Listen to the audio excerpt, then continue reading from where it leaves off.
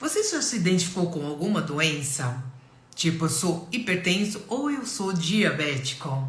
Eu sou Silvia, terapeuta em programação neurolinguística, acupunturista, ozonioterapeuta e agora bioalinhadora. Hoje eu vou falar com pessoas que se identificam como uma doença. Você chega no médico, o médico pergunta: você é hipertenso ou é diabético ou é tal doença, né? E você termina falando: sou. Então, a partir desse momento, você se identificou como uma doença, né?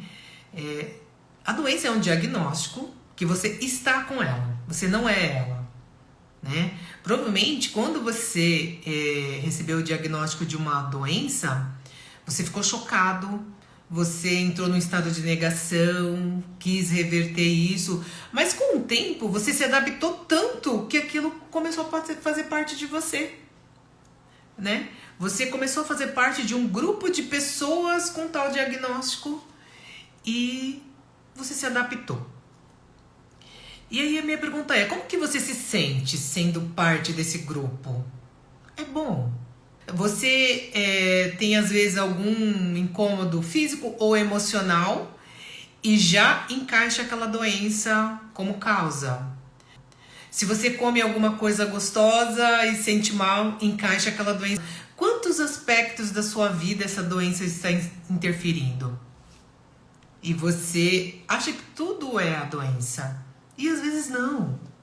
Às vezes é uma ansiedade, às vezes é uma fuga, às vezes pode ser tanta coisa. Essa doença ela começa a limitar vários aspectos da sua vida, né? Ora ela limita, ora ela te coloca na posição de segurança. Porque a partir do momento que eu me encaixo nesse grupo de doentes, eu tenho segurança de alguns benefícios, da atenção da minha família, de um cuidado maior que eu nunca tive de ninguém. E a gente tem que ficar atento a esses benefícios. Porque na maioria das vezes, quando a gente se encaixa no rótulo de uma doença crônica, não é bom para nossa mentalidade, né? Às vezes você tá numa festa ou numa roda de amigos e começam umas conversas e roda a conversa, cai no assunto de doença, ou de um remédio, ou de um médico, ou de um tratamento. E cada vez você vai reforçando mais essa doença em você. Por isso que ela torna você. Você torna a doença ambulante. E quando que você assumiu esse rótulo? Não é porque você toma um remédio para o controle da sua doença que você é a doença. E o controle, tudo bem, o controle é ótimo, mas o que você está fazendo a mais para melhorar, para sair desse rótulo, para diminuir a quantidade de remédios que você toma, para ir em direção à cura? Porque a partir do momento que você toma remédio e você se identifica com a doença, você para de trilhar o caminho da cura. E isso não é bom. Então a reflexão só tem isso para ver?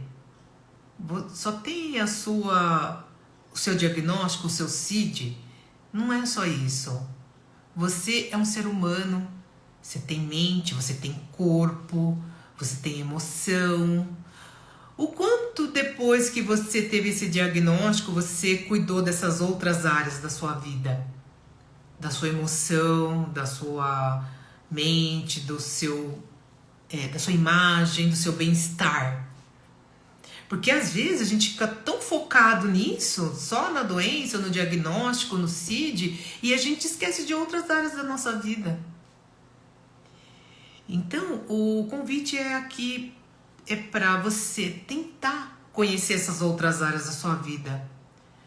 Qual foi a última vez que você lembrou que você tem que ter um minuto de lazer, um minuto de felicidade, um minuto de jogar a conversa fora ao invés de falar de doença? Isso melhora a sua condição mental e você até esquece que você tem uma doença que não tem chance de cura ou é crônica. Pensa nisso. o quanto você pode melhorar a sua mentalidade, e essa doença não vai te limitar a viver bons momentos nas outras áreas da sua vida.